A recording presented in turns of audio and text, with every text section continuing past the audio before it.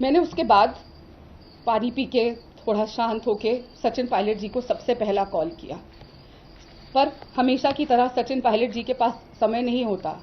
अगर आपको वहां पे किसी से बात करनी है, प्रभारी जी हैं वो, लेकिन वो बात नहीं करते, सिर्फ उनके पीए बात करते हैं। पार्टी में प्रभारी का काम भी उनके पीए करते हैं। उनके पीए ने फोन उठाया और उन्होंने कहा कि हम गाड़ी में हैं, हम सरगुजा जा रहे हैं, और मेरी उनसे 1 मिनट बात हुई और मैंने उनको पूरा के पूरा घटनाक्रम से अवगत कराया। और उन्होंने कहा कि 1 मिनट रुकिए। उन्होंने वहां पे बात करी और मुझे कहा आप चुप रहिएगा, चुनाव का समय है, बिल्कुल चुप रहिएगा, कुछ मत करना। और उन्होंने फोन रख दिया। मैंने फिर फोन लगाया कि मेरी सर से बात करा दीजिए, लेकिन कहा अभी व्यस्त है, हम गाड़ी में सरगुजा जा रहे हैं। गाड़ी में पीछे सीट पे बैठा हुआ आदमी, अगर एक महिला अपनी खुद की पार्टी की एआईसीसी ऑफिस बेरर के साथ इतनी बड़ी घटना हो रही है और वो बात नहीं कर पाया। दूसरा कॉल मैंने भूपेश बघेल जी को किया, उन्होंने फोन कॉल नहीं उठाया। तीसरा कॉल मैंने पवन खेड़ा जी को किया, वो शायद किसी सभा में थे, उन्होंने भी फोन नहीं उठाया। चौथा कॉल मैंने जयराम रमेश जी को किया, उन्होंने भी फोन नहीं उठाया।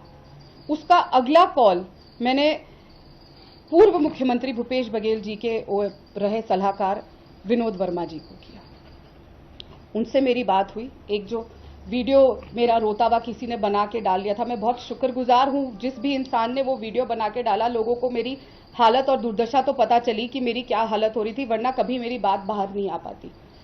तो मैं उनसे बात कर रही थी और मैं उनको ये बता रही थी कि क्या बीता, और उधर से भी मुझे सामने ये बोला गया कि तुम कोऑर्डिनेट करके नहीं चलती। क्या अगर मैं कोऑर्डिनेट करके नहीं चलती तो इसकी सजा ये होगी कि 3 आदमी बदसलूकी करके मुझे अंदर कमरे में बंद कर लेंगे, वो भी हमारे मंदिर के अंदर। तब भी मैं रोती रही, चिल्लाती रही, मैं ये कहती रही कि सर कुछ कीजिए, मैं सुरक्षित महसूस नहीं कर रही, कोई एक्शन लीजिए, लेकिन किसी ने नहीं सुनी।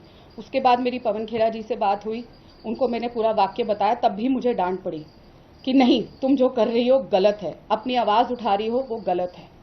उसके बाद भूपेश बघेल जी ने मुझे कॉल बैक किया, मेरी उनसे 3.5 मिनट बात हुई।